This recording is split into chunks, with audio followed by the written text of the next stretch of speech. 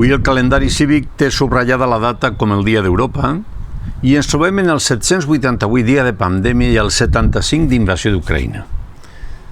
Arran d'aquestes dates, vols dir que no ens estan enganyant amb tot això de la pandèmia i d'Ucraïna? No des del punt de vista negacionista. Vull dir si ens estan explicant realment el que passa al Donbass i a la resta del territori. Sabem res dels mercenaris de Zelensky i els cèntims que li està costant a la Unió Europea mantenir-los? Està tan embogit el president Putin com diuen?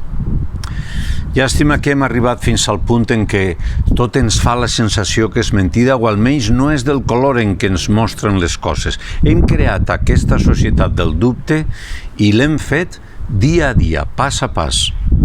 Convé recuperar crèdit i fer valdre la veritat, però també la paraula.